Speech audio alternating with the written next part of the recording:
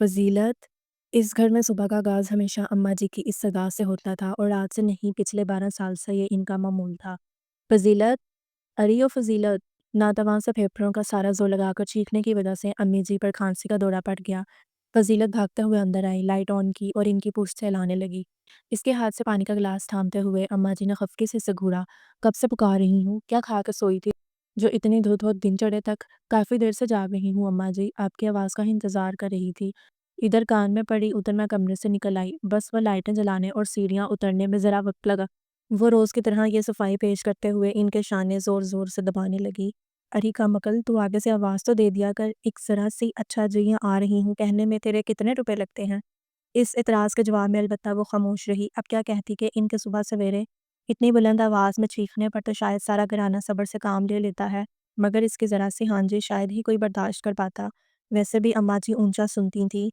इन तक अपनी आवाज़ पहुंचाने के लिए इसे ऊपर के पोर्शन में बने इस डोर से जहां इसकी रिहाइश थी, इतनी ज़ोर से तो ज़रूर खल फाड़ना पड़ता था कि ऊपर के पोर्शन में सोए सारे मकीन गड़बड़ा कर उठ जाते, और फिर जो इसके साथ होता इससे कहीं बेहतर था अम्मा जी की इस हल्की फुल्की डपट से ही काम चला लिया जाए। अजान हो गई क्या? हाँ जी, मैं नीचे उतर रही थी तब हो रही थी। अरे हट, फिर वज़ू करा मुझे, नमाज का वक्त तंग हो रहा है। इन्होंने शाने से इसके हाथ झटके। इस दिन से वो इस घर में ब्याह के आई थी, अम्मा जी को वज़ू कराना इसी का मामूल था, ख़ुसूसन फजर की नमाज के लिए। सर्दियाँ तो सर्दियाँ, अम्मा जी को गर्मियों में सुबह सवेरे सारी रात टंकी में रखा पानी इस कदर ठंडा लगता कि जब तक वो नीम गर्म करके इन्हें खुद वज़ू न कराती इनकी हिम्मत ना पड़ती। अब कई साल हुए घर में गीज़र लग चुका था, लेकिन फजीलत ने अम्मा जी की जो आदतें बिगाड़ दी थी बकौल मैमूना के, इनकी वजह से वो अब भी ये ड्यूटी अंजाम देने की पाबंद थी। इन्हें मुसल्ले पर बिठा के इसने खुद भी जल्दी से वज़ू किया और बाजलत नमाज भी अदा की। रकअतें बराबर होती थी, लेकिन अम्मा जी अभी सुन्नत रखते ही अदा कर पाती कि वो फटाफट आमीन कहती, चेहरे पर हाथ फेर के उठ भी जाती। पता नहीं अम्मा जी सजदे में जाती तो सर उठाने को दिल क्यों नहीं चाहता था इनका, और पता नहीं दुआ के लिए हाथ उठाती तो घंटे भर भी क्या क्या मांगती रहती। वो नाश्ता बनाकर ले आती, तब तक अम्मा जी के हाथ बुलंद ही होते। चाय ठंडी हो जाएगी अम्मा जी, वो उकता के बोली तो बिलाखिर इन्होंने आमीन कहा और इससे नागवार नज़रों से घूरा। कितनी बार कहा है दुआ के दरमियान मुझे टोका न कर। इसने ताबेदारी से सर हिलाते हुए अंडा छील के इनके आगे रखा और तो उसमें मार्जरीन लगाने लगी। जा जा के बच्चों को जगा, इनकी माओ पे छोड़ो तो रोज़ ही बच्चों को स्कूल से देर हो जाए। अरे बच्चों को वक्त पे तैयार करने के लिए खुद वक्त पे जागना ज़रूरी है। पोतियाँ आधी आधी रात तक टीवी के आगे बैठी रहती हैं, दिन चढ़े तक सोई रहती हैं, ना दीन की खबर ना दुनिया का पता। जा शाबाश, जाकर बच्चों को जगा, कितना ही वक्त इन्हें बिस्तर से निकालने में लग जाता है। फजीलत ना चाहते हुए भी बिला नागा ये ड्यूटी अंजाम देने की भी पाबंद थी, और कामों से वो इतना ना घबराती थी जितना बच्चों को सुबह सवेरे गहरी नींद से बेदार करना इसे मुश्किल लगता था। घर के सारे बच्चों से इसे बराबर की अंसियत और लगाव था। बच्चे भी इसे काम ना चाहते थे, मगर सुबह सुबह जगाने के जुर्म में वो इससे खासी बदतमीजी भी कर जाते। पहले वो राजी और अजरत के कमरे में गई, 15 मिनट बाद इन्हें वॉशरूम में घुसाने के बाद अब वो हदीका, सुंबुल और कोमल को जगाने का मरहला सर करने लगी। मज़ीद 20 मिनट इसमें सर्व करने के बाद इसने किचन का रुख किया। राज़ी के लिए ऑमलेट टोस्ट, हदीका और अजरत के लिए बॉयल अंडा और गर्म दूध, सुंबल के लिए जैम ब्रेड और कोमल के लिए मिल्क शेक तैयार करके टेबल पर लगाया। अब वो फिर से सीढ़ियाँ चढ़ रही थी। शुक्र है अब सभी बच्चे उम्र के इस दौर में थे कि अपना यूनिफ़ॉर्म वगैरह खुद पहन लिया करते थे, वरना पहले नाश्ता करने के दौरान भी इसकी ऊपर नीचे की परेड होती रहती।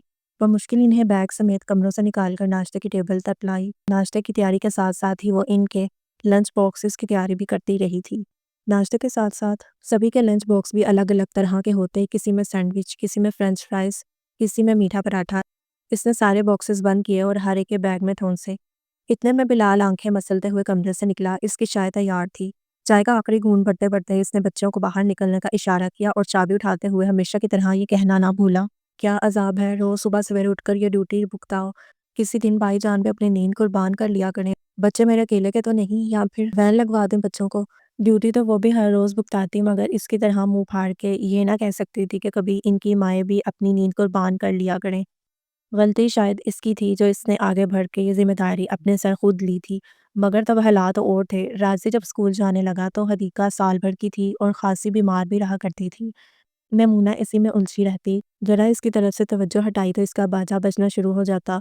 फजीलत ने खुद ब खुद इसे राज़ी की जानिब से बेफ़िक्र कर दिया। इसको जगाना, स्कूल के लिए तैयार करना, नाश्ता कराना, घर वापसी पे नहलाना धुलाना, कपड़े बदलवाना, सब अपने फ़राइज़ में शामिल कर लिए। कुछ साल बाद हदीका जब मोंटेसरी में दाखिल हुई तो सुंबल और कोमल दोनों जुड़वा बच्चियां चंद दिनों की थीं और मैमूना इन्हें संभालने में ही हलकान रहती। خود بخود حدیقہ کی ذمہ داری بھی اس تک منتقل ہو گئی۔ یہ الگ بات کہ بچوں کے اسکول جانے کے بعد میمونہ ساری رات جاگنے کی شکایت کر کے سنبل اور کومل بھی اس کے سپرد کر کے کمرہ بند کر لیتی۔ پھر لبنہ کے اسجد اطہر بھی اسکول جانے لگے تو ظاہر ہے کہ اور میمونہ کی نسبت لبنہ سے فضیلت کے تعلقات زیادہ دوستانہ تھے۔ اس کے کام وہ زیادہ خوشی سے کیا کرتی تھی۔ تب کی بات اور تھی، مگر اب وہ ان دوہری ذمہ داریوں، دوسروں کی خود غرضی اور مطلب پرستی پہ جھنجھلانے بھی لگی تھی۔ اس وقت بھی اس کا شدت سے جی چاہ رہا تھا کہ ناشتے کے برتن یوں ہی پھیلے رہنے دیں، بس ایک مگ چائے کا اپنے لیے بنائے اور لان میں بیٹھ کے مزے سے پیے۔ ابھی وہ یہ سوچ ہی رہی تھی کہ لبنہ اپنے لابنے بکھرے بال ربڑ بینڈ میں جکڑتی کچن کی طرف آ نکلی۔ اف توبہ، کس قدر شور مچاتے ہیں یہ بچے صبح صبح! اتنا نہیں ہوتا کہ آرام سے چپ چاپ تیار ہوں؟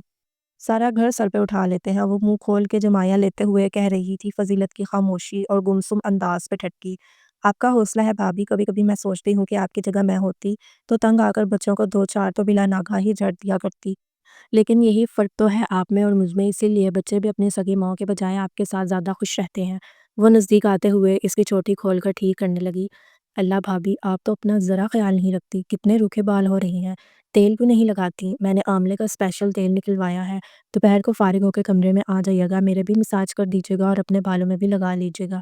اس کے نرم ہاتھوں کے پیار بھرے لمس سے فضیلت کے تنے تنے اعصاب پرسکون ہونے لگے۔ وہ مسکرائی۔ جو مرضی کر لوں، تمہارے بالوں کا مقابلہ نہیں کر سکتی، پھر کیا فائدہ؟ بہت لاپرواہی برتتی ہیں آپ خود سے۔ ناشتہ کیا آپ نے؟ وہ ٹیبل سے برتن اٹھا کر سنک میں پھینکنے کے سے انداز میں ڈالنے لگی۔ فضیلت فوراً آگے بڑھی۔ مبادہ کوئی برتن ٹوٹ نہ جائے۔ لاؤ میں کرتی ہوں، سچ بھی لال ٹھیک کہتے ہیں کہ بھابھی نے تمہیں ناکارہ کر کے رکھ دیا ہے۔ چائے بناؤں آپ کے لیے؟ وہ چولہے پہ پانی رکھتے ہوئے بولی، پھر خود ہی پیچھے ہٹ گئی۔ بھلا آپ کو میرے ہاتھ کی چائے کیا خاک پسند آئے گی؟ برتن دھو لوں تو بناتی ہوں، تم چلو میں تمہارے لیے بھی بیچتی ہوں۔ ارے ہاں، وہ بات تو کہنا بھول گئی، جس کے لیے کچن میں آئی تھی وہ جاتے جاتے پلٹی۔ پلیز بھابھی، پراٹھوں کا آٹا ضرور گوندھ لیجیے گا، بلال کا موڈ آج آملیٹ پراٹھا کھانے کا ہے۔ آملیٹ تو خود بنا لوں گی، مگر پراٹھا؟ آپ کو پتا تو ہے مجھ سے سادہ چپاتی ڈھنگ کی نہیں بنتی، تو پراٹھا کہاں بنے گا؟ اور آپ کے ہاتھ کے بنے پراٹھے کے آگے تو کچھ بھی نہیں پاتا۔ وہ ہمیشہ کی طرح فراق دلی سے اسے سراہتے ہوئے چلی گئی۔ فضیلت کی ساری کسل مندی جھنجھلاہٹ ہوا میں ہو چکی تھی۔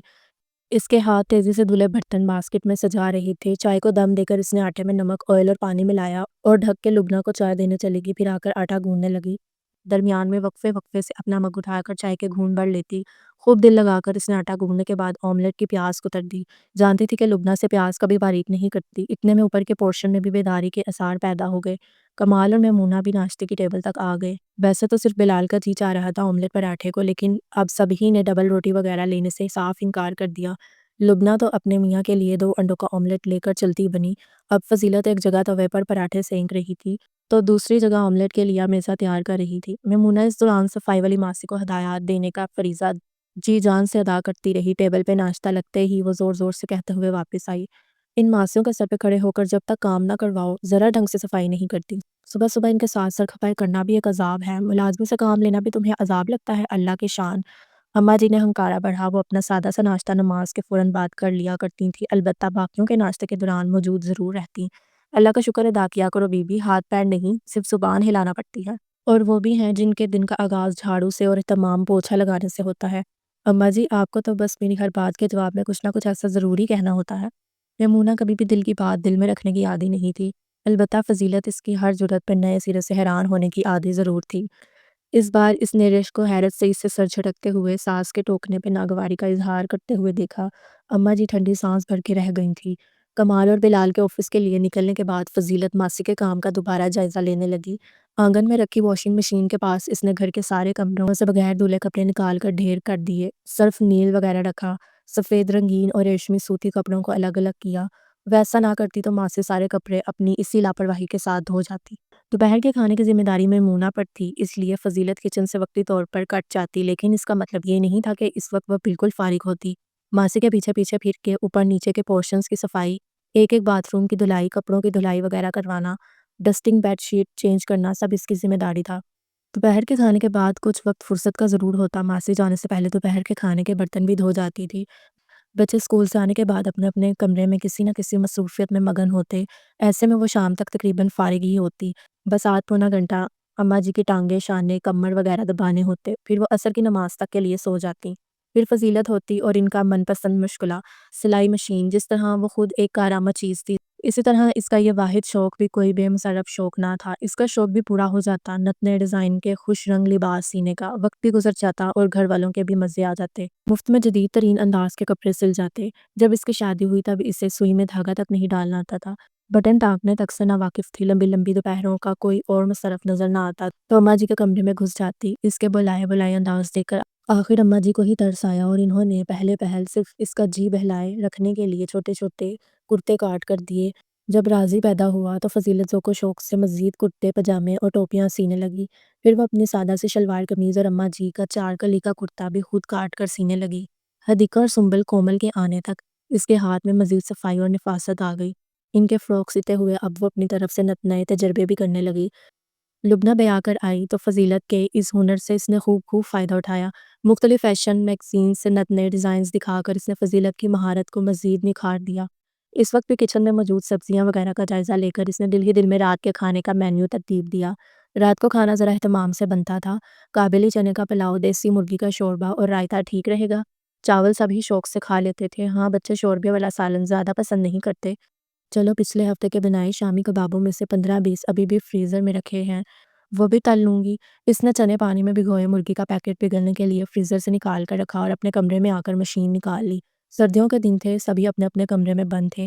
فضیلت کے اس کمرے میں جو گھر کا مشترکہ سٹور تھا اور جس میں تینوں بہوؤں کے جہیز کے جتنے صندوق ریشمی رضائیوں، ایرانی کمبلوں اور امپورٹڈ ڈنر سیٹوں سے بھرے پڑے تھے، بغیر موسم کے کپڑوں کے بھرے ٹیچی کیس رکھے تھے۔ اس کھلے سے کمرے میں جگہ بنا کر فضیلت کا سنگل بیڈ لگا دیا گیا تھا، الماری کی اسے ضرورت نہ تھی، اپنا بکس وہ بیڈ کے نیچے ہی رکھا کرتی، سائڈ ٹیبل کے دروازوں میں اس کی ضرورت کی دیگر چیزیں موجود تھیں۔ بیڈ پہ ہی اس نے مشین رکھی اور لبنہ کے تقریباً تیار سوٹ کے چاک اور دامن پہ لیس لگانے لگی۔ مشین کی آواز نے ارد گرد کے سکوت میں ہلکا سا ارتعاش ضرور پیدا کر دیا، مگر اتنا شور نہ تھا کہ وہ نیچے والے پورشن میں یکایک پیدا ہوتی اس ہربراہٹ اور ہنگامے کو سن نہ پاتی۔ بکھلا کر وہ ننگے پیر سیڑھیوں کی طرف بھاگی۔ لبنہ ریسیور تھامے گلو گیر لہجے میں چلا رہی تھی، کب ہوا یہ سب، آپ اب بتا رہی ہیں؟ فضیلت کی نظر صوفے پہ حواس سے بے خبر آڑی ترچھی لیٹی اماں جی پہ پڑی، وہ سرپٹ سیڑھیاں اترنے لگی، میمونہ بھی حواس باختہ اس کے پیچھے تھی۔ اللہ خیر، کیا ہوا لبنہ، کس کا فون ہے؟ میمونہ نے سوال کیا جبکہ وہ ٹیبل سے پانی کا گلاس اٹھا کر اماں جی کی طرف لپکی۔ مصباح بھابی کا، لبنہ نے ریسیور رکھتے ہوئے ہچکی لی۔ جلال بھائی اب اس دنیا میں نہیں رہے۔ اماں جی کے ہاتھ سے ہلاتی انہیں ہوش میں لاتی فضیلت کے کان تک یہ الفاظ پہنچے اور اس کے اپنے حواس اس کا ساتھ چھوڑنے لگے۔ ہائے میرا بیٹا مجھ سے ناراض ہی اس دنیا سے چلا گیا۔ رو رو کے اماں جی کا گلا بیٹھ چکا تھا، اب ان میں اتنی سخت نہ رہی تھی کہ وہ آ بھی بڑھ سکیں، مگر پہلوٹی کی اولاد کی اچانک موت اتنا بڑا صدمہ تھا کہ نہ ان کے آنسو تھم رہے تھے نہ آہو بکا۔ کل سے اب تک وہ کئی بار بے ہوش ہو چکی تھی، ان کی اکلوتی بیٹی، تینوں بھائیوں کی لاڈلی بہن عارفہ بھی اطلاع ملتے ہی آ گئی تھی۔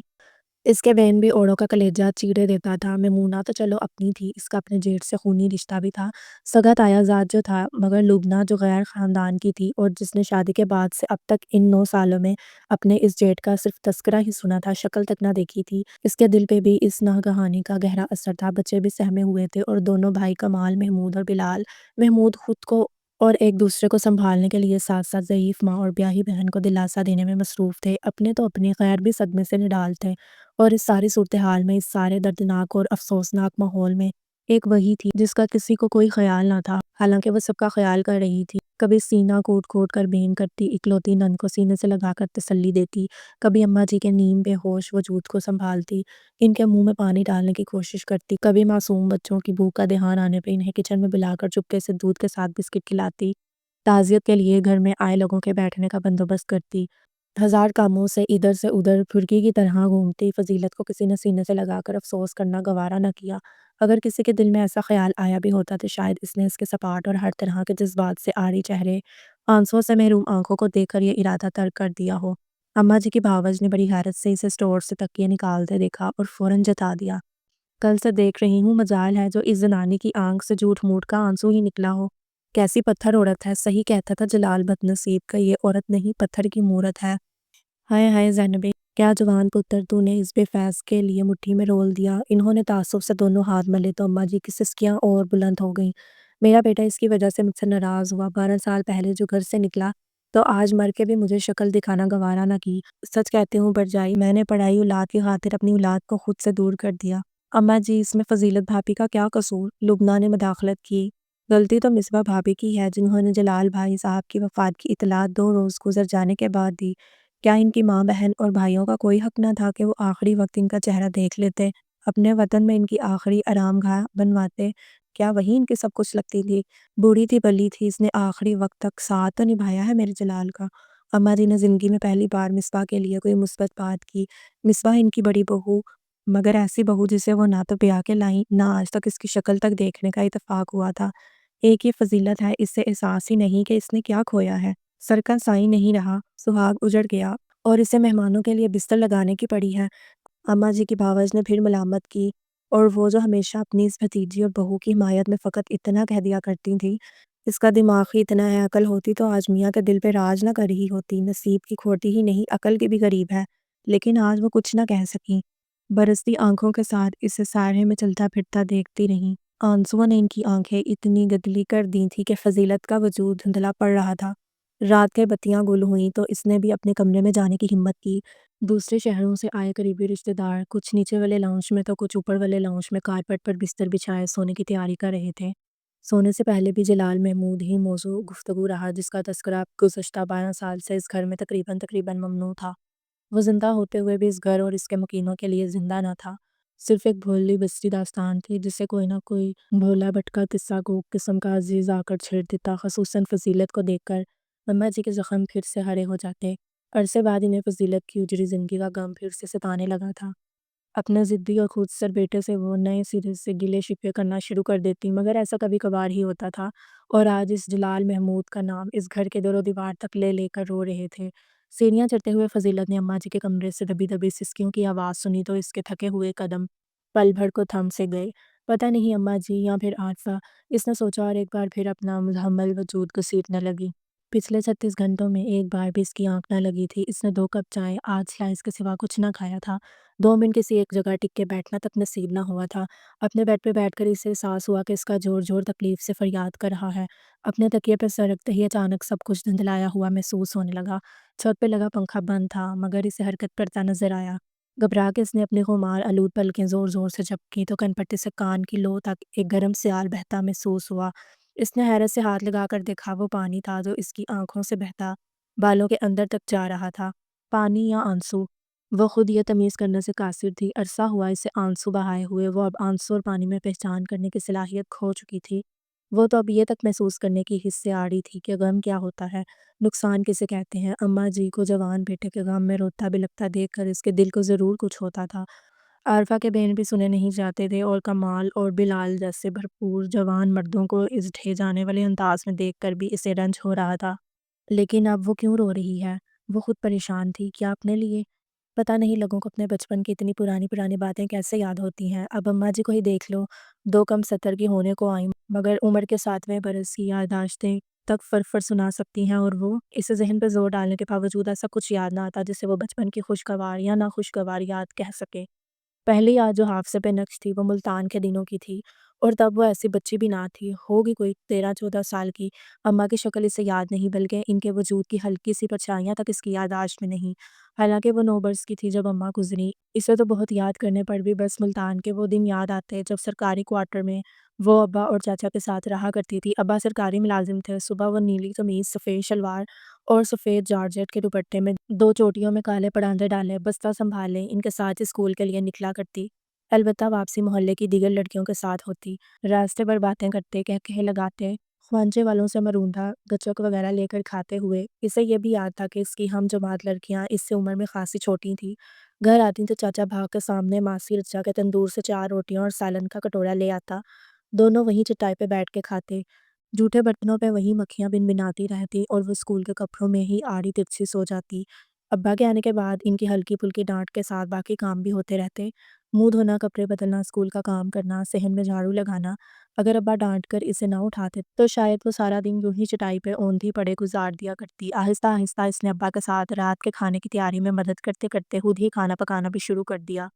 इसे रिश्तेदारों में सिर्फ चाचा का पता था, क्योंकि वो इसके साथ रहता था। जाता भी कहाँ, ज़हनी तौर पे माज़ूर था। अगरचे नाकाबिल बर्दाश्त हद तक वो तो नहीं, मगर था तो सही।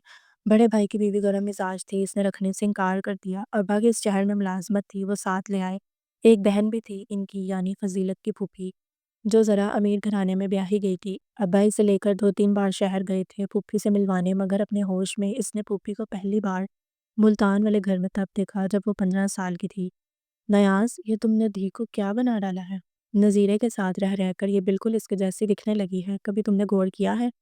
بچی ہے آپا، اور نذیرے کو کیا میں بھی نہ رکھتا؟ دھکے دے کر دنیا میں دربدر ہونے پھینک دیتا اس معصوم ذات کو۔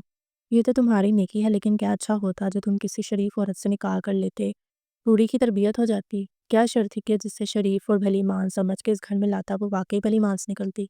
میرا گھر کیا بساتی، الٹا میرے بھائی کو بے گھر کر دیتی، میری بیٹی کو نوکرانی بنا ڈالتی۔ اور آپا، کیا میں نے فضیلت کی اچھی تربیت نہیں کی؟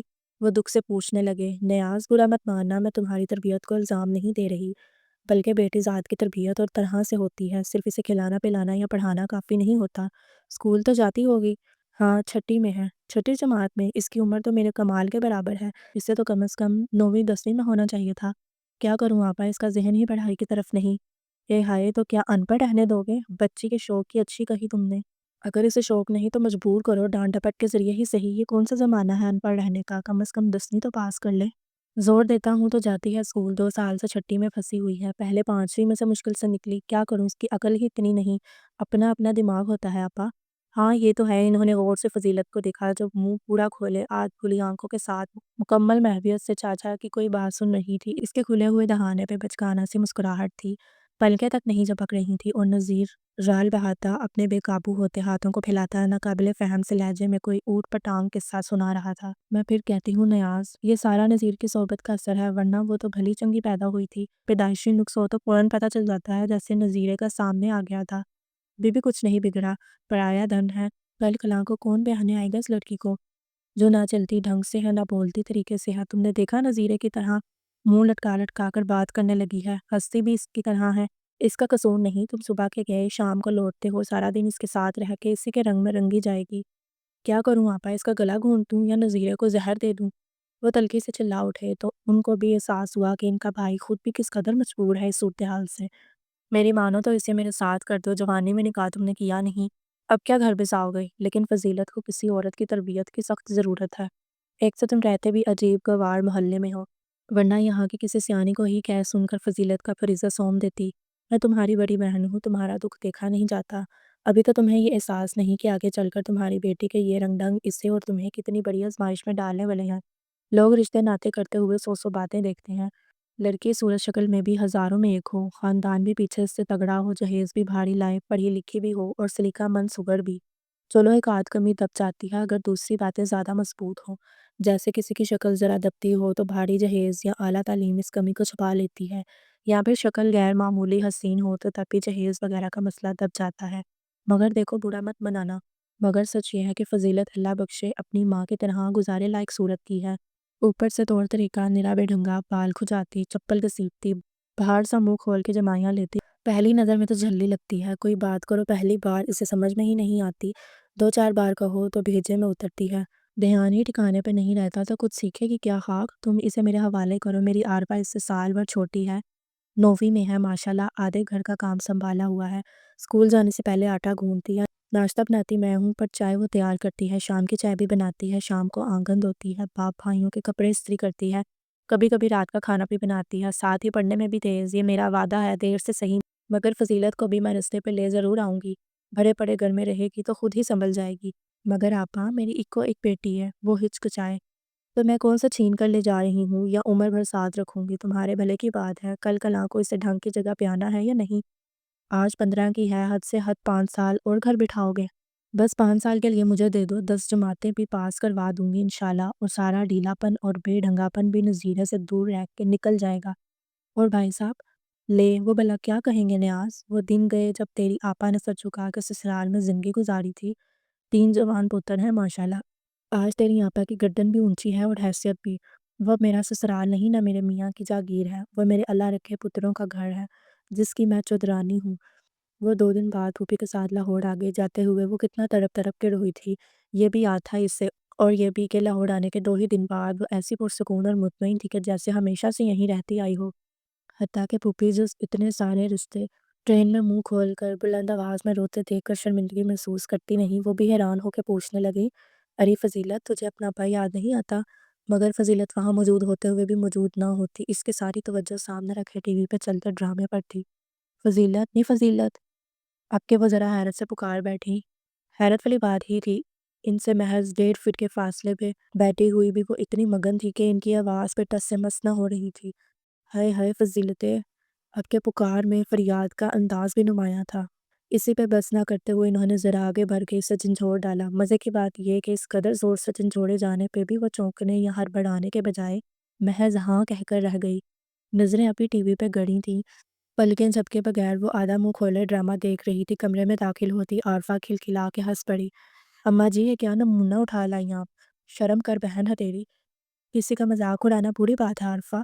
جلال محمود، ان کے سب سے بڑے اور ہونہار بیٹے نے بھی اندر آتے ہوئے تنبیہ کی۔ اور پھر یہ کوئی غیر تھوڑی ہی تھا، اپنے ہی ماموں کی اولاد ہے۔ میرے خیال میں اماں جی نے جو کام آج کیا ہے وہ انہیں برسوں پہلے کرنا چاہیے تھا۔ من ماں کی بچی کی صحیح تعلیم و تربیت کا فرض ادا کرنا بہت بڑی نیکی ہے۔ ہاں بیٹا، صحیح کہتے ہو، دل تو بہت دکھتا تھا نذیر کے لیے، ننھی سی بچی بھی، پاگل بھائی بھی، اور وہ اکیلا۔ مگر کیا کرتی، تمہارے ابا کے آگے مجبور تھی۔ اسے اسکول وغیرہ میں داخل کروانے کا سوچا یا نہیں؟ عارفہ کے اسکول والوں نے تو صاف جواب دے دیا، ایک تو وہ اسکول انگریزی ہے اور یہ ہمیشہ سے ٹاٹ والے اسکول میں پڑھی ہے۔ ادھر محلے کے اسکول میں لے کے گئی، وہ کہتے ہیں چھٹی میں حد سے حد 12-13 سال کی عمر کی لڑکیاں ہیں، یہ لوٹھا کی لوٹھا وہاں نہیں پڑھ سکتی۔ اب بتاؤ کیا کروں؟ مسئلہ تو ہے، مگر ایسے بھی تو نہیں چلے گا۔ ایسا کریں، اسے اردو اسلامیہ جیسے آسان مضامین میں یا کمال فارغ وقت میں پڑھا دیا کریں گے۔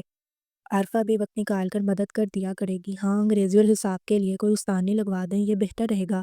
8ویں کا امتحان دلوانے کے بعد اسکول میں داخلہ ملے گا تو ٹھیک، ورنہ 10ویں کی تیاری بھی ایسے کروا دیں گے۔ ہاں، کل ہی عارفہ کے اسکول جا کے کسی استانے سے بات کرتی ہوں، وہ متفق ہو گئی۔ اور پھر فضیلت کے سخت ترین دن شروع ہو گئے۔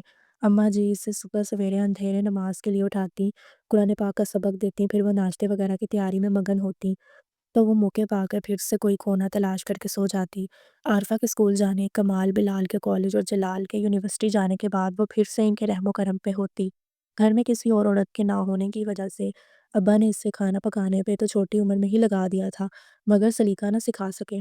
موٹی موٹی روٹیاں وہ احسان جتا کے تھوپتی، کچا پکا سالن، کبھی ڈھیروں گھی، کبھی نمک ندارد، اور تو اور سبزیاں کاٹتی بھی اس قدر بے ڈھنگے پن سے تھی کہ اماں جی کو تاؤ ہی تو آ جاتا۔ کانچ کے برتنوں سے تو اس سے خاص بیر تھا، ادھر ہاتھ میں آئے نہیں کہ ادھر چھوٹ کے گرے۔ استری تک پھیرنا نہیں آتی تھی، کوئی یہ کام تھا جو وہ اسے سکھانے کی کوشش کرتی تو وہ خود بوکھلا کے رہ گئی۔ اری دھیرے ہاتھ چلا، آٹا گوندھ رہی ہے کہ گھول رہی ہے؟ لے کر جگ بھر پانی ڈیل دیا، کیا لفافے جوڑنے کو لئی بنانی ہے؟ ہائے ہائے، یہ آلو چھیل رہی ہیں یا تربوز؟ اتنا موٹا چھلکا اتار دیا۔ پتی ڈال کر کہوا کھول لے تو دے تاکہ چائے کا رنگ نکلے، ساتھ ہی دودھ ڈال دیا ہے۔ تو سر سے بوجھ کی طرح اتارتی ہے ہر کام کو۔ اس طرح قریض بناتے ہیں پتلون کی، کھڑے پجامے کی طرح نہ پھیر استری۔ منہ بناتے جھلاتے پسوڑتے سال 2 سال میں وہ کچھ ڈنگ سیکھ گئی، روٹی پتلی اور گول ہو گئی، کپڑے بھی جما کے استری کرنے لگی۔ مہینے بعد نہانے والی، اب پھوپھی کی ڈانٹ پہ دوسرے تیسرے دن نہا بھی لیتی۔ جوئیں بھی انہوں نے محنت کر کے نکال دی تھی۔ سب میں رہتے رہتے وہ نامحسوس طریقے سے ان سب کی طرح ہی بولنے لگی تھی، ورنہ چاچا کے ساتھ زیادہ وقت گزارنے کی وجہ سے لاشعوری طور پر ان کا لب و لہجہ اپنا چکی تھی۔ البتہ پڑھائی کے معاملے میں ترقی خاص نہ تھی، ایک نہیں 3 استانیاں بدلی جا چکی تھیں، ہر کوئی مغز ماری کر کے ہار چکی تھی۔ انگلش اور حساب دونوں کے قلعے سر کرنا فضیلت کے لیے ناممکنات میں سے تھا۔ البتہ اٹک اٹک کر اردو پڑھنے والی اب روانی سے اخبار یا رسالہ پڑھ لیتی۔ قرآن پاک بھی بس ختم ہونے والا تھا، ابھی 5 سال نہ ہوئے تھے۔ یہ بات ابا بھی جانتے تھے، لیکن پھر بھی وہ لاہور آ گئے۔ چاچا کہیں کھو گیا تھا، وہ ڈھونڈ ڈھونڈ کے تھک گئے تھے، مگر ابا کی شوگر نے ان کے گردے تباہ کر دیے تھے۔ اماں جی کے اصرار پر وہ علاج کی غرض سے لاہور آ گئے۔ وہاں آ کر فضیلت کے بدلے رنگ ڈھنگ دیکھے تو گویا اپنی آپا کے پاؤں ہی پڑ گئے۔ آپا اللہ تیرا بھلا کرے، بن ماں کی بچی کو سنبھال لیا، واقعی 2 سال میں وہ کتنی بدل گئی تھی۔ اگرچہ شہر کی کسی 17-18 سال کی لڑکی کے مقابلے میں اب بھی وہ بہت معصوم سادہ اور ایک کسی حد تک کم عقل لگتی تھی، مگر پہلے کی نسبت آثار بہت بہتر تھے۔ اس رات ابا نے اپنی آپا سے ایک عجیب سی فرمائش کی، آپا میں بیمار بندہ، اب تو شوگر نے میرے اندر ککھ نہیں چھوڑا، اگر اور 3 سالوں تک میں رہا ہی نہ تو کیا تو ہمیشہ کے لیے فضیلت کو اپنے پاس رکھ لے گی؟ خیری صلاح، خیر کی بات منہ سے نکال لیں آز، بہن کا صبر کیوں آزماتا ہے؟ وہ دہل گئیں۔ ایک بھائی کو باوج نے الگ کر دیا، دوسرا جلا زمانے کی بھیڑ میں گم ہو گیا، تیسرا بدنصیب ہڈیوں کی مٹھ سامنے بیٹھا آخری دن گن رہا تھا۔ ان کے آنسو بہہ نکلے۔ تو سچ ہے اسے ماننے میں دیر کیسی آپا، کم از کم میری تسلی کے لیے ہی یہ بات کر لے، میں سکون سے مر تو سکوں گا کہ میری بچی کا کوئی آسرا ہے۔ نہ نیاز ایسے نہ کہہ، فضیلت میری بھی کی ہے، تیرا سایہ اللہ اس کے سر پہ سلامت رکھے، میں پھر بھی اس کا رشتہ اچھی جگہ ڈھونڈوں گی۔ اس کی ماں کا زیور سارا میں نے سنبھال رکھا ہے، وہ میں ساتھ لایا ہوں آپا، مجھے کسی پہ بھروسہ نہیں، بلکہ سچی بات میری فضیلت کا کہیں اور گزارا بھی نہیں۔ اچھے سے اچھے گھر پہ بیاہی گئی تو مجھے فکر رہے گی، تم بھی ہو، اس کی ہر کمزوری ڈھک لوگی، تم کیوں نہیں اپنے جلال کے لیے اسے مانگ لیتی؟ نیاز وہ پل بھر میں بہن سے ماں بن گئی، ایک 24 سالہ ہوبڑو مہذب صاحب جائیداد تعلیم یافتہ اور ہونہار بیٹے کی ماں جو بہو کے طور پہ خوب سے خوب پل کی تلاش میں ہوتی ہے، ان کے تیور پل کے پل میں بدل گئے۔ لو میں تو بھلا کر کے بڑی پھنسی، سوچا تھا بھائی کی اولاد ہے، ذرا جانچ سلیقہ سکھا دوں گی تو نیکی کا کام ہے، ادھر تو نیکی الٹا گلے پڑ گئی، وہ بگڑ کے بولی تو ابا کا رنگ پھیکا پڑ گیا۔ آپا اپنے ہی اپنوں کا عیب ڈھکتے ہیں، اور میری بیٹی میں تو کوئی عیب بھی نہیں، ہاں ذرا صورت کی کام اور مزاج کی سیدھی ہے، تمہارا اپنا خون ہے آپا، ذرا سوچو میں نہ رہا تو یہ بدنصیب کہاں ٹھوکریں کھاتی پھرے گی، نہ مانی تم اپنے قدموں میں بھی اسے بٹھا لیں تو مجھے موت ذرا آسانی سے آ جائے گی۔ دیکھو نیاز، بار بار ایسی باتیں کر کے بہن کا صبر نہ آزماؤ، تم جانتے ہو مجھ سے یہ سب سنا نہیں جاتا۔ باقی رہا تمہاری بیٹی کا سوال، تو سب کا مالک اللہ ہے، وہی وسیلہ بناتا ہے، وہی حلیہ پیدا کرتا ہے، تمہیں اللہ لمبی حیاتی دے، تمہاری بیٹی کو میں پاس رکھنے کو تیار ہوں، اس کی 2 روٹیاں مجھ پہ بھاری نہیں، رشتہ بھی کہیں نہ کہیں جوڑ دوں گی، اور جتنا جہیز بن سکا عزت سے دے کر رخصت کروں گی، لیکن رشتہ برابر کا اچھا لگتا ہے، بے جوڑ شادیوں کا نتیجہ اچھا نہیں نکلتا۔ تم ایسے خواب دیکھ کر اپنی بیٹی کا مستقبل محفوظ نہیں کر رہے بلکہ برباد کرنے کا سوچ رہی ہوں۔ ہاں آپا، انہوں نے سرد آ بڑھی، دبدبائی آنکھوں سے آنسو پھسل کے جوڑیوں زدہ چہرے پہ پھیل گئے۔ سچ ہے رشتے برابر کی سطح پہ ہوتے ہیں، کہاں میں کہاں تم، سگے بہن بھائیوں کے درمیان بھی دولت آ جائے تو برابری کہاں رہتی ہے؟ غلط مطلب نہ نکالو نیاز، برابری سے میرا مطلب یہ نہیں تھا۔ جلال 16 جماعتیں پاس ہے، نئے زمانے کی سوچ والا لڑکا ہے، اگر تم اپنی بیٹی کا بھلا سوچ رہے ہو تو میں بھی بیٹے کے ساتھ برا تو نہیں کر سکتی۔ جس رشتے میں نہ دل ملتے ہوں، نہ مزاج، نہ ذہن، اس رشتے میں کسی کے لیے سکھ نہیں ہوتا۔ ٹھیک ہے آپا، سچ کہتی ہو۔ انہوں نے سر ہلایا اور تکیے پہ سر رکھ کے آنکھیں موند لی۔ آپا کا دل کو کچھ ہونے لگا، جی کرا کر کے صاف صاف انکار تو کر دیا تھا، لیکن بیمار بھائی کی شکستگی دیکھ کر ندامت بھی محسوس ہو رہی تھی۔ اس سے پہلے کہ کسی کمزور لمحے کی زد میں آ کر وہ جذباتی ہو کر اپنا فیصلہ بدلتی، انہوں نے باہر نکلنا مناسب جانا۔ آپا کہا سنا معاف کرنا۔ اپنی پشت پہ یہ تھکا تھکا سا فکرہ سن کر ان کا دل کسی نے مٹھی میں بھر لیا، وہ رندے ہوئے گلے کے ساتھ کوئی تسلی تک نہ دے سکیں اور پیچھے مڑ کے دیکھے بنا باہر نکل آئیں۔ اپنے کمرے میں آ کر وہ گھٹ گھٹ کر رو دی، کیسی بے بسی تھی کہ مرتے ہوئے بھائی کی آخری خواہش بھی پوری نہ کر سکتی تھی۔ کاش نیاز تم نے کچھ اور مانگ لیا ہوتا، وہ جو صرف میرا ہوتا، میرے بس میں ہوتا، اگرچہ جلال میرا ہی بیٹا ہے، میں ماں ہوں اس کی، لیکن اس پہ صرف میرا حق نہیں، اس کے بھی کچھ خواب ہیں، کچھ خواہشات۔ اس نے تو اپنی تایا کی لڑکی میں مونا کے لیے بھی صاف انکار کر دیا کہ وہ صرف 10 جماعت پاس ہے، حالانکہ اتنی خوبصورت ہے کہ ہاتھ لگانے سے میلی ہو۔ کیسے میں تیرا دل رکھنے کو فضیلت کے لیے حامی بھر لوں؟ وہ تو کبھی راضی نہ ہوگا، اس کی ماں ہونے کے ناطے میں اس کی رگ رگ سے واقف ہوں۔ پھپھی دودھ، فضیلت کی آواز پہ انہوں نے سر اٹھا کر دیکھا، وہ ہاتھ میں دودھ کا گلاس لے کر سامنے ہی کھڑی تھی، لیکن ساری توجہ باہر سے آتی ٹی وی کی آوازوں کی جانب تھی۔ اگر وہ ذرا سا بھی غور سے اپنی پھوپھی کی متورم آنکھوں اور بھیگے چہرے کی طرف دیکھ لیتی تو ضرور چونکتی، لیکن فضیلت میں اتنی سوجھ بوجھ ہوتی تو رونا کس بات کا تھا؟ سامنے کھڑا پہاڑ بھی اسے نظر نہ آتا، یہ تو چند بے بس سے آنسو تھے۔ وہ اپنی ہی دنیا میں مگن رہنے کی عادی تھی۔ رکھ دے، وہ رکھائی سے بولی۔ اس کی بے حسی پہ تاؤ سا آ گیا، فضیلت نے دودھ ٹیبل پہ رکھا، گلاس زور سے چلا گیا، لیکن وہ پرواہ کیے بغیر چھپاک سے باہر نکل گئی۔ کیا گن ہے اس میں جو میں اپنے جان سے بیٹے پہ دباؤ ڈالوں؟ ارے جب میرا اپنا من راضی نہیں تو اس بیچارے کے ساتھ کیا زبردستی کروں؟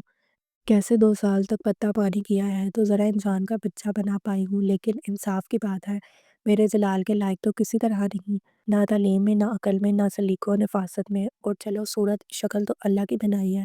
انہوں نے نئے سرے سے کرتے ہوئے سوچا، 2 سالوں میں اس کے بال بال پڑوئی جو اور لکھیں نکالتے نکالتے نظر خراب کر لی تھی، بلا ناگہ تیل انڈیل کر مالش کی تھی، مگر بال تھے کہ ناریل کی چھال، وہیں روکھے کے روکھے بد رنگ اور جھاڑ نما۔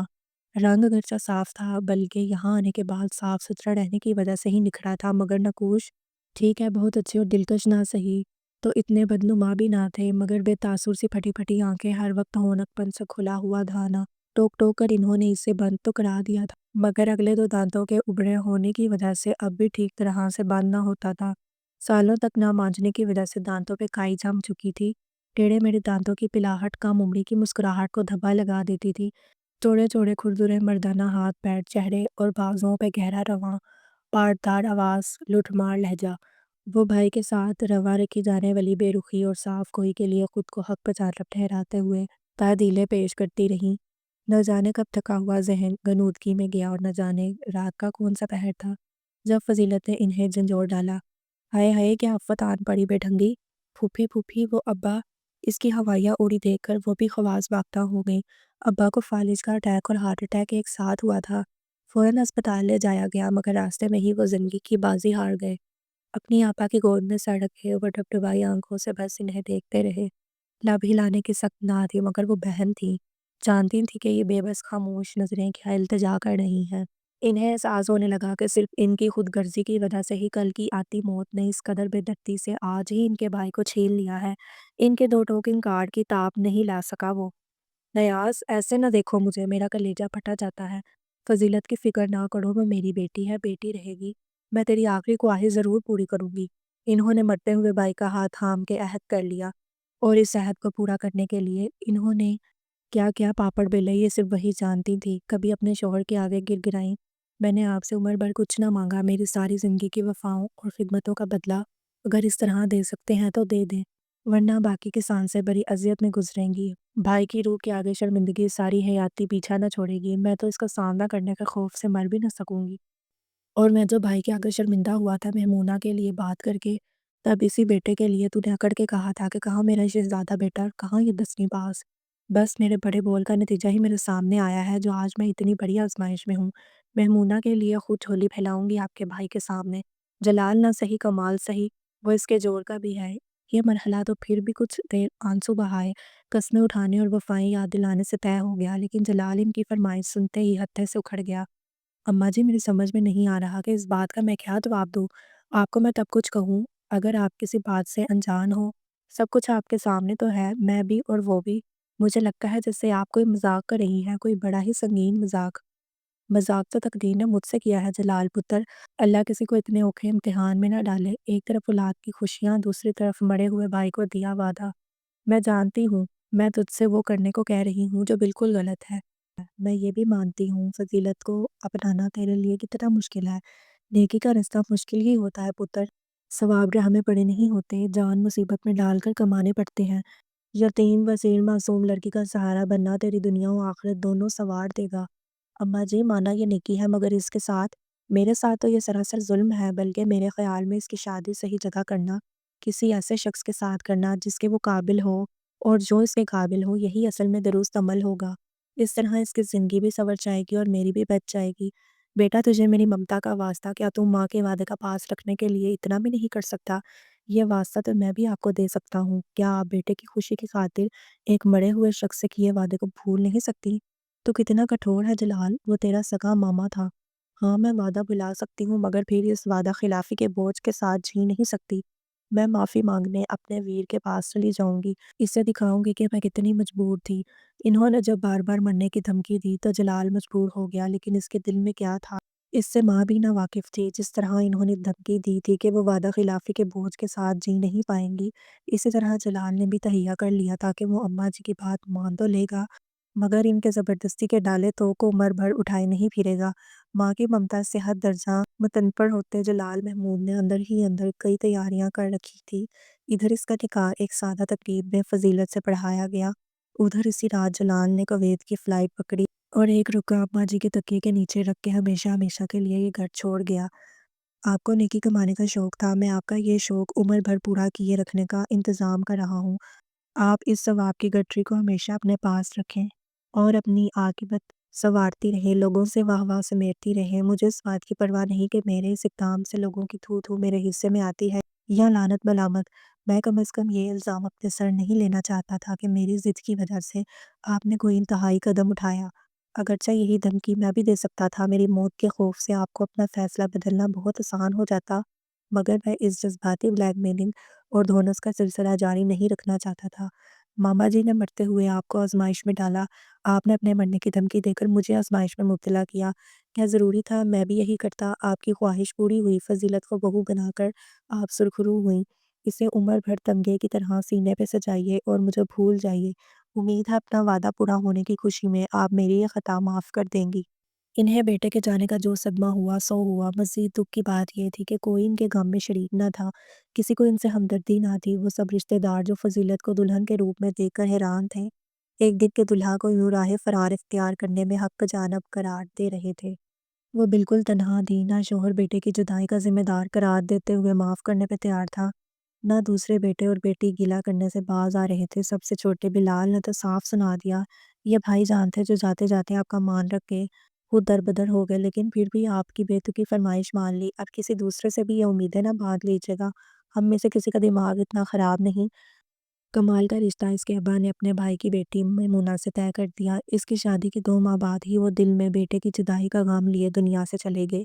पहले बेटे के घर छोड़ने का इल्ज़ाम अम्मा जी के सर था। अब शौहर की बेवक़्त मौत का ज़िम्मेदार भी इनकी ज़िद को करार दिया जाने लगा। इस कड़े वक़्त में भी वो फ़ज़ीलत से बदगुमान ना हुई थी, वो जिसके बारे में सब ने तय कर रखा था। दुनिया इधर से उधर हो जाए, फ़ज़ीलत के ना दाँत अंदर जाएँगे, ना मुँह बंद होगा। वो पत्थर की मूरत है, बेहिस और हर जज़्बे से आरी, जिस पे किसी भी हादसे की संगीनी का असर नहीं होता।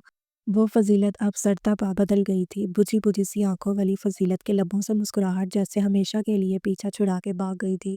वो बुलाई-बुलाई से सारे घर में सबकी बेइतनाई सहती फिरती, तो अम्मा जी का दिल होलने लगता। वो इसे इशारे से अपने पास बुलाती, इसका सर चूमकर सदा सुहागन रहने की दुआ देते हुए दरहकीकत अपने ही दिल को तसल्ली देती। पुत्तर पहना ओढ़ा कर तेरे सजने के दिन है, नई नवेली दुल्हन क्या ऐसे सर झाड़ मुँह फाड़ फिरा करती है? वो तो जवाब में ये भी कहना नहीं जानती थी कि आखिर मैं संवरूँ तो किसके लिए, सिंगार करूँ तो किसकी खातिर। टुकर-टुकर बस इनका चेहरा देखती रही और इनका कलेजा पिघल गया। वो इससे सीने से लगाकर सिसक पड़ी। बदनसीब को तो गिला करना भी नहीं आता, ना नसीब से ना रब से। अरे तो पहने ओढ़ेगी, इस माँ के दिल को तसल्ली रहेगी। तुझे यूं उजड़ा देखकर मेरा दिल होने लगता है, बूढ़े बूढ़े वहम सताते हैं। और वो फौरन उठकर अपने कमरे में चली गई। वो कमरा जो जलाल का था, इन दोनों का होना था, मगर अब सिर्फ इसका था। तकरीबन 15-20 मिनट बाद जब वो निकली तो अम्मा जी से देखकर बेसाख्ता मुस्कुरा उठी। लाल ब्रोकेड की कमीज के साथ सॉटन की शलवार, ऊपर जाली का गोटे किनारी वाला दुपट्टा, माथे पे सोने का लाल मोतियों वाला बड़ा सा टीका, गले में अम्मा जी का दिया हुआ सोने का सुत लड़ा, एक हाथ में सुर्ख मीनाकारी वाली कांच की चूड़ियां, दूसरे हाथ में इसकी माँ की निशानी वो मोटा सा सोने का कंगन, होंठों पे गहरे सुर्ख रंग की लिपस्टिक अनाड़ीपन से थोपी हुई, आंखों में सुरमे की धारियां, गर्दन पे पाउडर। अचानक अपने कमरे से निकलती मैमूना का तमस्कराना कहा इनकी मुस्कुराहट को दबोचने लगा। ये भाभी को बैठे बिठाए क्या हुआ, निकाह का जोड़ा पहन के फिर रही हैं? फजीलत ने रक से इसके बने सवरे वजूद को देखा।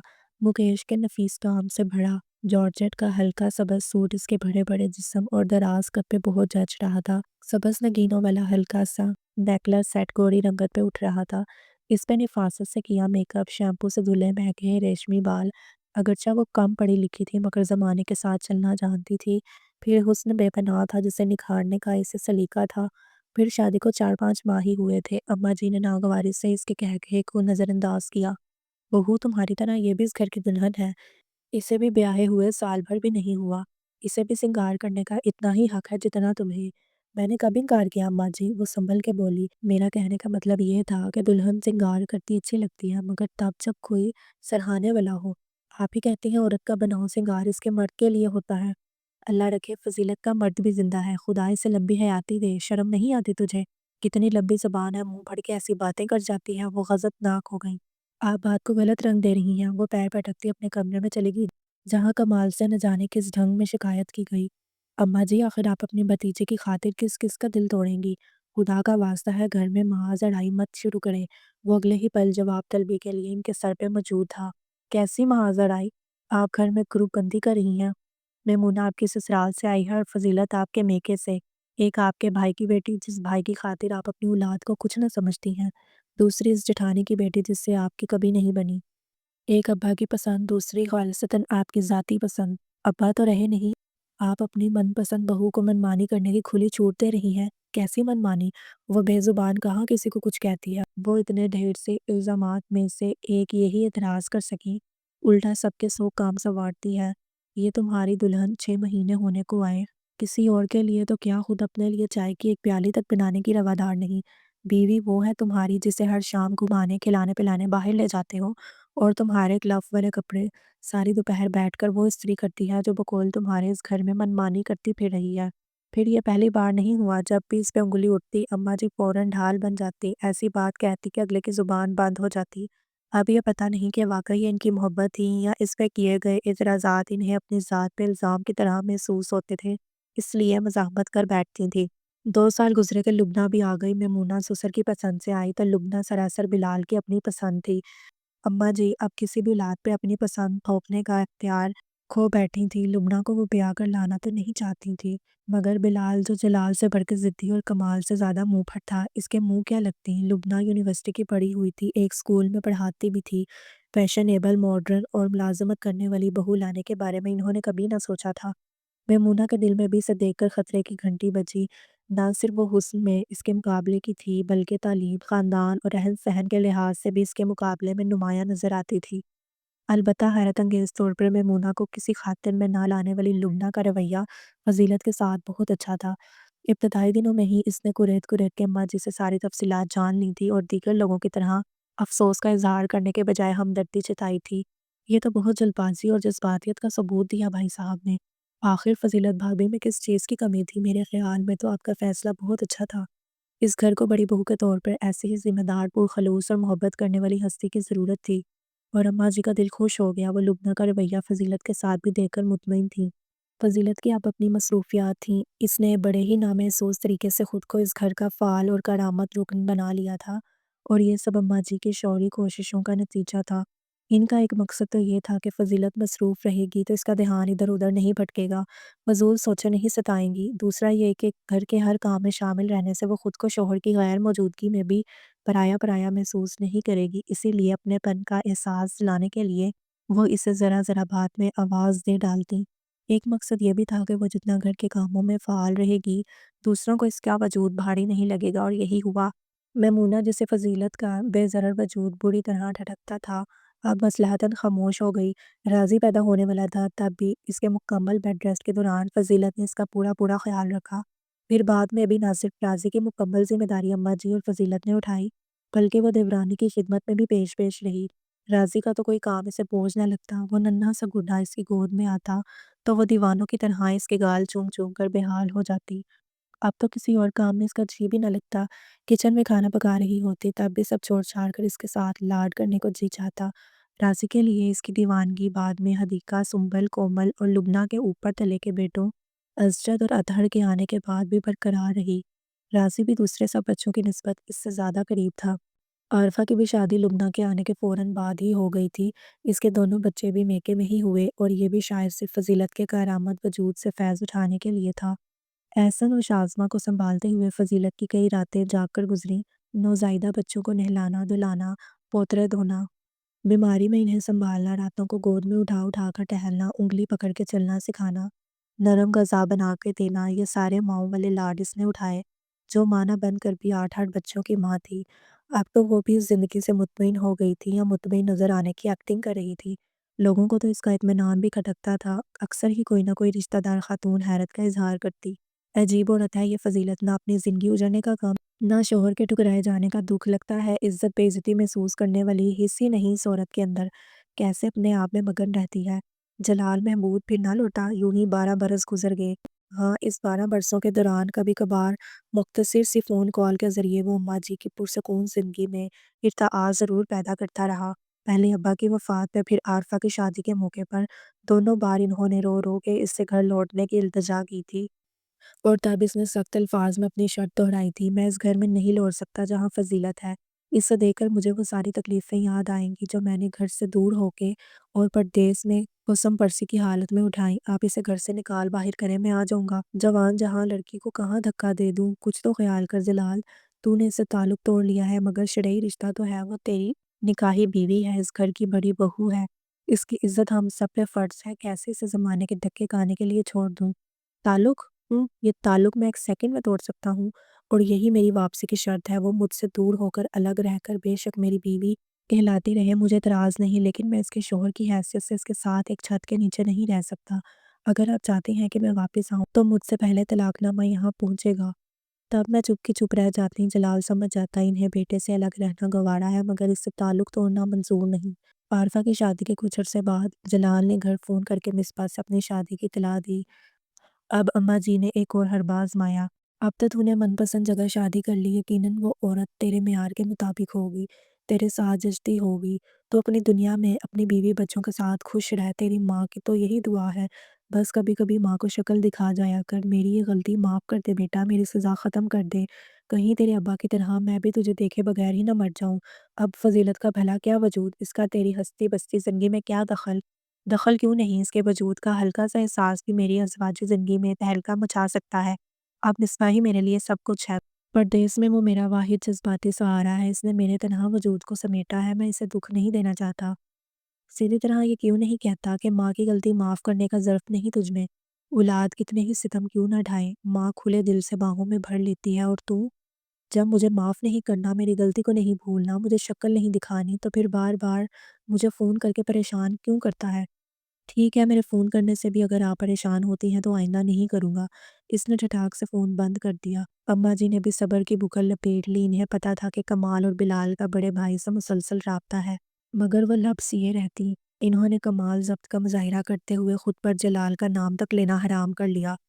آخر کار 12 سال بعد یہ صبر کی دیوار ڈھہ گئی، اور اس زوردار دھماکے کے ساتھ زمین بوس ہوئی کہ اس کی دھمک سے فضیلت بھی تھرا اٹھی۔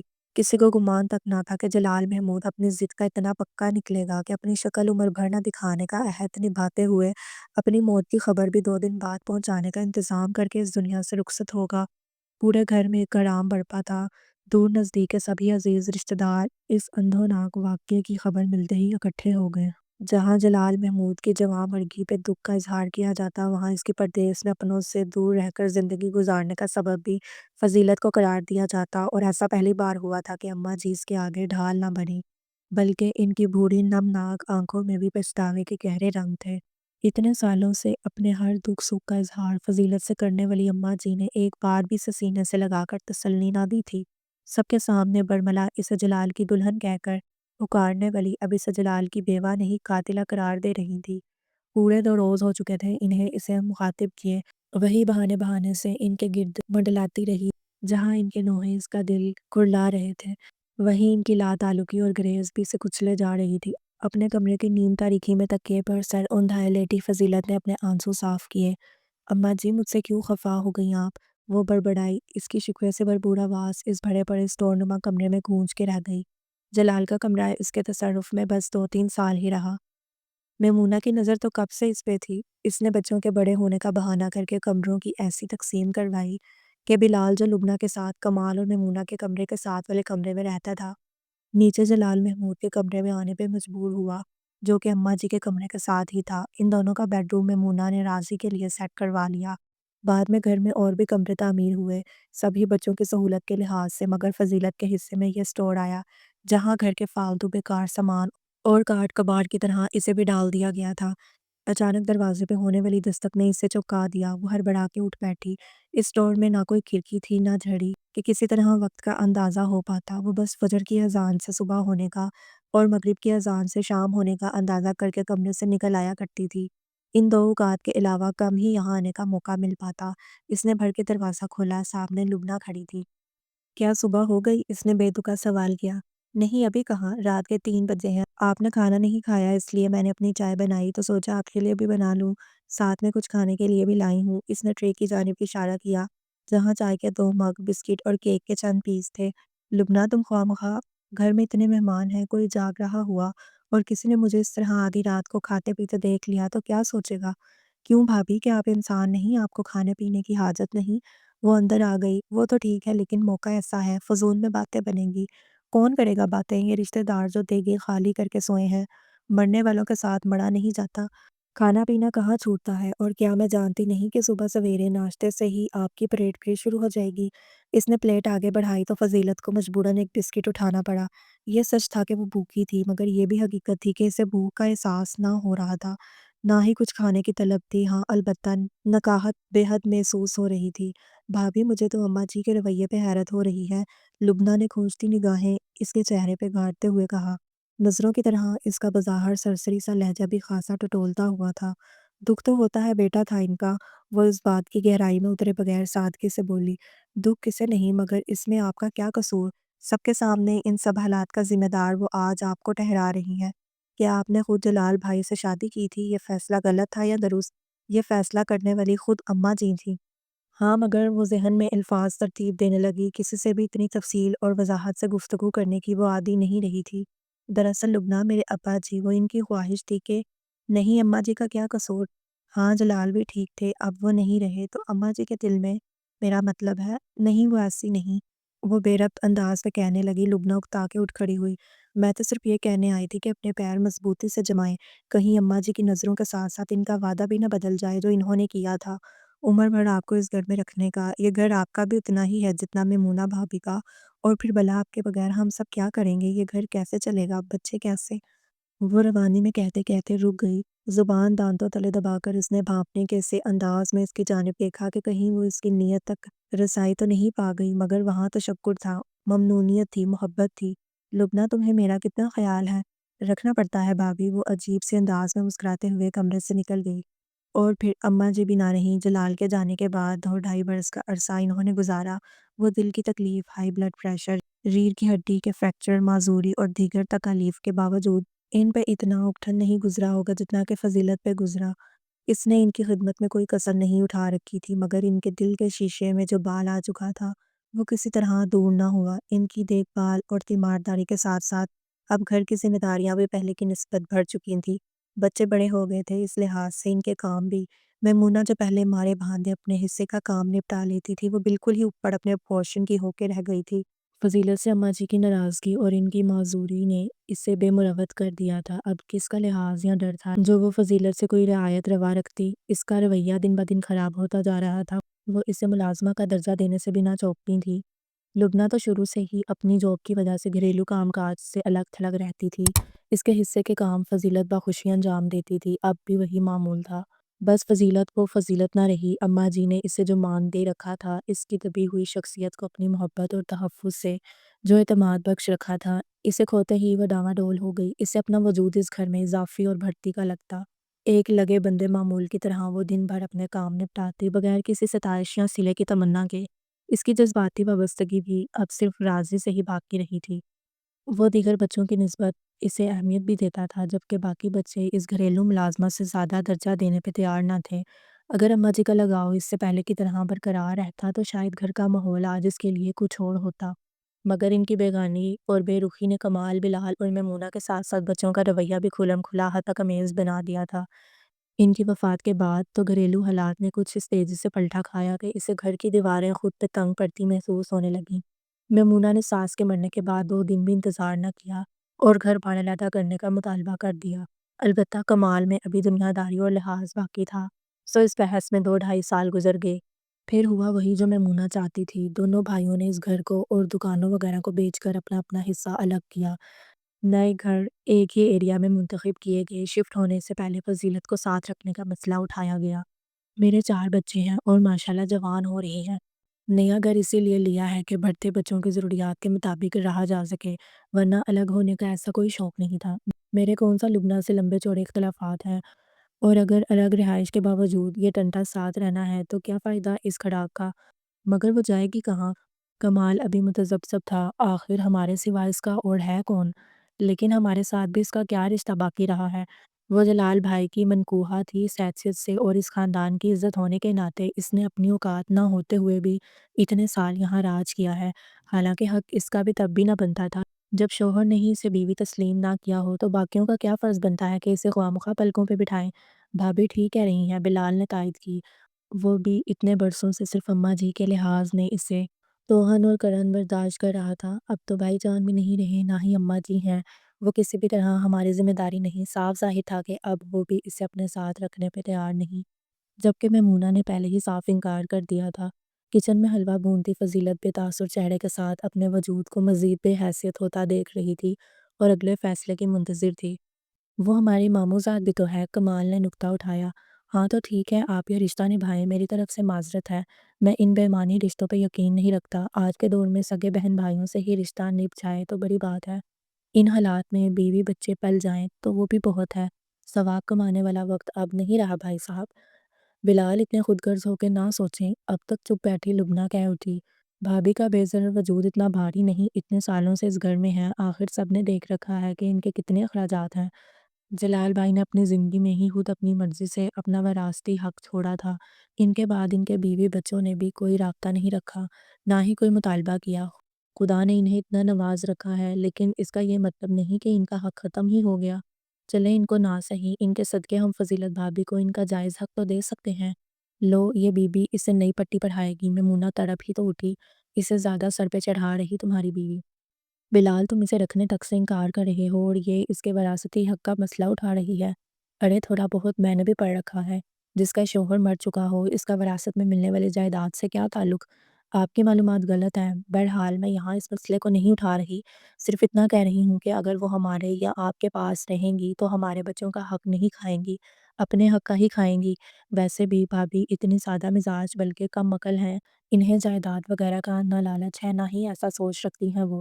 لیکن اگر ہم نے یا آپ نے انہیں رکھنے سے انکار کیا تو ظاہری بات ہے وہ کہیں نہ کہیں تو ٹھکانہ ڈھونڈیں گی، اس میں ہمارے خاندان کی بے عزتی بھی ہے۔ لوگ تھو تھو کریں گے کہ بھائی کی بیوہ اور سگے ماموں کی بیٹی کو بے آسرا کر دیا، اور دوسری طرف یہ بھی خدشہ ہے کہ وہ غلط ہاتھوں میں نہ چلی جائیں۔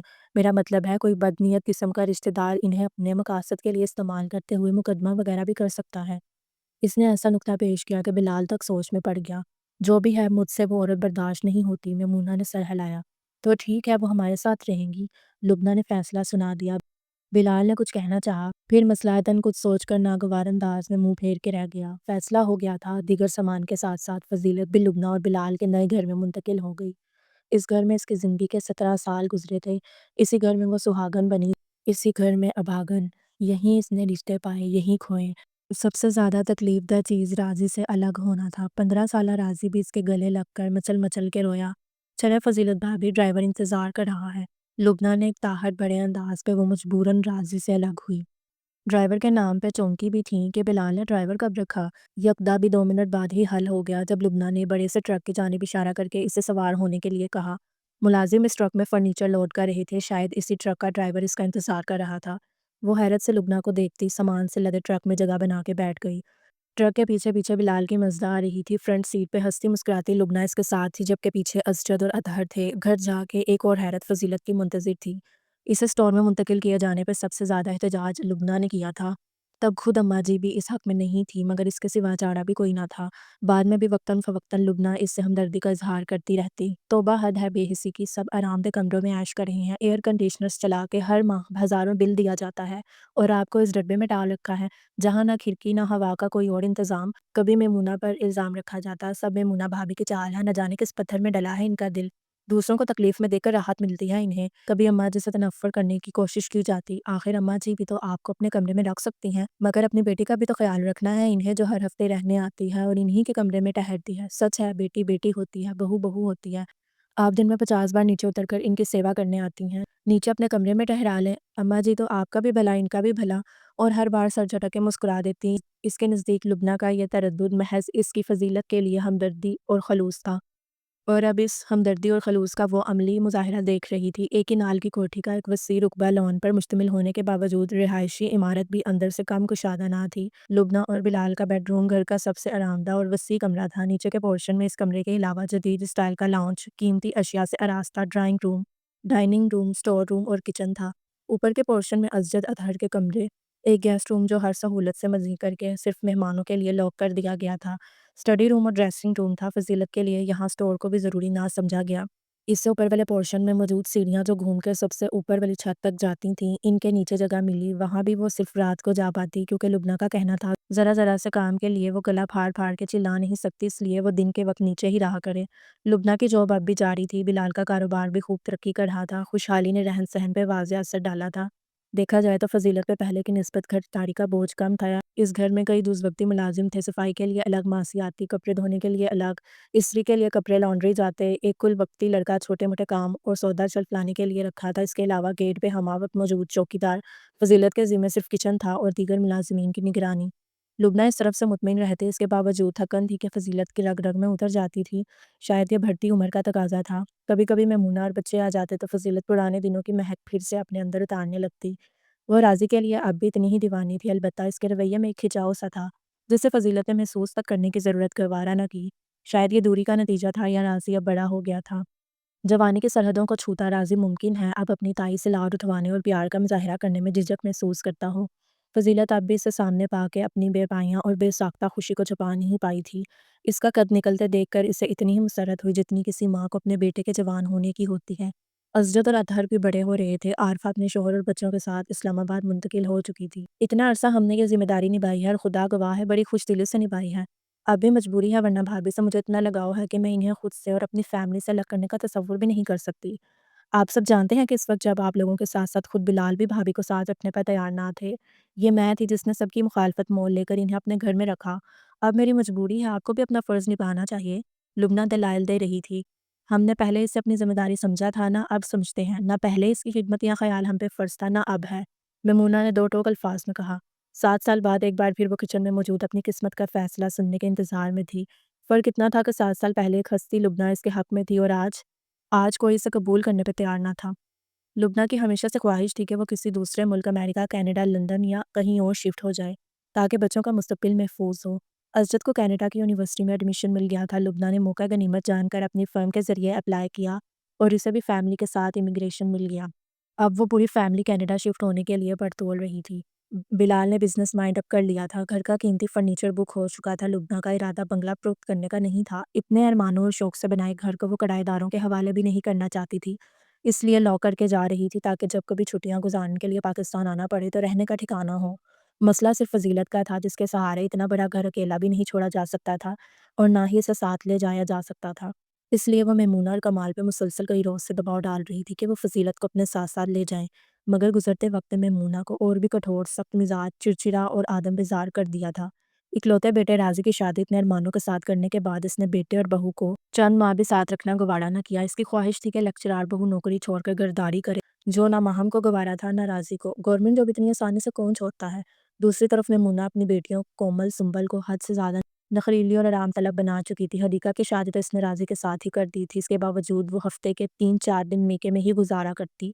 वो भी बमा शोहर नई नवेली दुल्हन ने नौकरी छोड़कर नंदों की सेवा करने से साफ इनकार कर दिया, तो मेमूना ने भी बेटे को घर छोड़ने का हुक्म सुना दिया।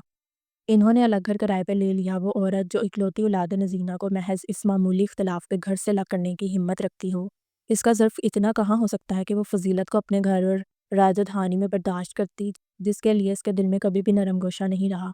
आखिर इस मसले का कोई तो हल होगा, बिलाल ने उकता कर पूछा। मसला आपका है, हल भी आप लोग तलाशें।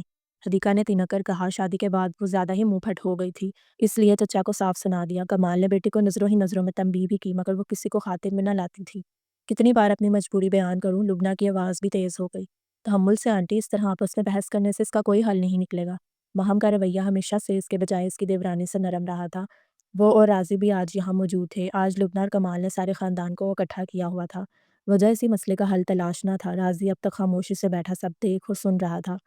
फजीलत इसके लिए ख़ास तौर पे फ़ालसे का शरबत तैयार करके लाई थी, जो इसे बहुत पसंद था। शरबत जग में डालकर ढेरों कटी हुई बर्फ़ के साथ वो ना चाहते हुए भी किचन से बाहर निकल आई। आज 7 बरस बाद फिर से अपना वजूद बेहद हल्का महसूस हो रहा था। वो किसी का सामना करने की हिम्मत ना रखती थी। हर निगाह में अपने लिए नागवारी महसूस करने का हौसला ना था इसमें। बुझे हुए दिल के साथ वो सबके दरमियान आई। इसके आने से महफिल में जारी गर्मा गर्मी बहस पल भर के लिए थम गई।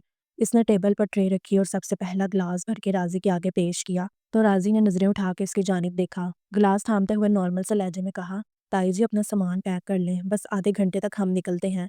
एक पल के लिए तो कोई कुछ समझ ही ना सका। माहम भी फटी फटी आंखों से इसका चेहरा देखती रही। इसने शरबत का घूंट भरते हुए सरसरी सी नज़र सबके हैरान चेहरों पर डाली और कहा, ताई जी मेरे साथ रहेंगी? ना मैं कोई फ़र्ज़ निभा रहा हूँ, ना किसी का बोझ बाँट रहा हूँ, मैं किसी सवाब की नीयत से भी नहीं कर रहा। ना मुझ पे कोई दबाव है, बल्कि ये सब मैं अपने दिल की खुशी के लिए कर रहा हूँ। मेरी माँ को शायद बेटे की ज़रूरत ना हो, मगर मेरे घर को एक माँ की सख्त ज़रूरत है। इसके ये अल्फाज फजीलत के मुर्दा तन में रूप होंगे। इसने ना लुबना और मैमूना के हैरतज़दा चेहरे देखे, ना माहम का भुना कर वहाँ से उठ जाना महसूस किया। वो तो राज़ी का माथा चूमना तक भूल गई, बस निसार हो जाने वाली नज़रों से टुकर टुकर इसका चेहरा देखती रही। इतना बड़ा फ़ैसला आपने मुझसे मशवरा किए बगैर कैसे कर लिया? ये सिर्फ़ आपका नहीं, मेरा भी गर्व है। میں وہ بیوی نہیں جو مکمل طور پر شوہر پہ انحصار کرتی ہے اور اس کے فیصلوں پر سر جھکانے کے سوائے اس کے پاس اور چارہ نہ ہو۔ اس گھر کا آدھے سے زیادہ کرایہ میں دیتی ہوں۔ یہاں کون رہے گا اور کون نہیں یہ میری مرضی پہ منحصر ہے۔ تائی جی کا بے ضرر سا وجود تمہیں کیا تکلیف دے گا؟ راضی کی آواز پہ فضیلت کا دل بیٹھ گیا۔ وہ تو اس نئے ٹھکانے کی پہلی رات بڑی خوشی سے بادام والا گرم دودھ لے کر ان دونوں کو دینے آئی تھی، مگر کمرے سے آتی بحث نے اسے وہیں رکنے پر مجبور کر دیا۔ اس کی لرزتی ٹانگوں نے اس کا بوجھ سہارنے سے انکار کر دیا تو وہ وہیں دیوار سے ٹیک لگا کے بیٹھ گئی۔ مام کی آواز اب تک آ رہی تھی۔ بات یہ نہیں، مسئلہ صرف یہ ہے کہ مجھے اہمیت دیے بغیر آپ نے سب کے درمیان یک طرفہ فیصلہ سنا دیا۔ حالات ایسے تھے کہ تم سے مشورہ کرنے یا تمہیں اعتماد میں لینے کا موقع نہ مل سکا۔ وہاں جانے سے پہلے مجھے اندازہ نہ تھا کہ موضوع بحث کیا ہوگا۔ اس وقت میں نے یہی مناسب سمجھا۔ تمہیں بھی سکون سے ٹھنڈے دماغ سے سوچنے کی ضرورت ہے۔ تم میرے فیصلے کی داد دو گی، وہ غلطی مت دہراؤ جو میری امی نے کی۔ دوسروں کے ساتھ سے فائدہ اٹھانے کا گور بھی آنا چاہیے جو چاچی جی کو بخوبی آتا ہے۔ تم نے دیکھا نہیں فضیلت تائی کو اپنے گھر میں رکھ کے وہ کتنے فائدے میں رہیں۔ خود سارا دن جاب اور دیگر مصروفیات میں پیسہ بناتی رہیں، گھر اور بچے کی ذمہ داری مکمل طور پہ تائی جان کے سپرد کر کے۔ تم بھی جو کرتی ہو اور میں بھی، یہ ہماری جدوجہد کا دور ہے۔ اگر تائی جی اس گھر میں رہیں گی تو ہم گھرداری کے جھنجھٹ سے دور سکون اور دل جمی سے اپنا کام کیا کریں گے۔ سوچو ذرا، نہ آفس سے آ کر تمہیں کھانا پکانے کچن میں گھسنا پڑے گا، نہ آفس جانے سے پہلے ناشتہ تیار کرنے کی جلدی، نہ دھوبی سے کپڑوں کا حساب کتاب، نہ ملازمہ کی تنخواہ کا مسئلہ۔ کل ہم 2 سے 3 ہو جائیں گے۔ تائی جی مجھے اولاد کی طرح چاہتی ہیں، میرے بچے کو ہتھیلی پہ رکھ کے پالیں گی، تم اس جانب سے بے فکر ہوگی۔ یعنی تم نے گھاٹے کا سودا نہیں کیا؟ اب ماہم ہلکے پھلکے انداز میں کہہ رہی تھی۔ بات شاید اس کی سمجھ میں آ گئی تھی اور شاید فضیلت کی سمجھ میں بھی۔ اچانک وہ دونوں ایک کھنکدار آواز سے چونکے۔ یہ کیسی آواز تھی؟ شاید کچھ ٹوٹا ہے۔ وہ دونوں کمرے کا دروازہ کھول کر باہر نکلے۔ کانچ کے گلاسوں کی کرچیاں بکھری تھیں، بادام کے خوشبودار دودھ کی دھاریں بہہ رہی تھیں اور دیوار سے لگے فضیلت کے بے جان وجود کی ساکت نگاہیں راضی کے چہرے پہ سوالیہ انداز میں گڑی تھیں۔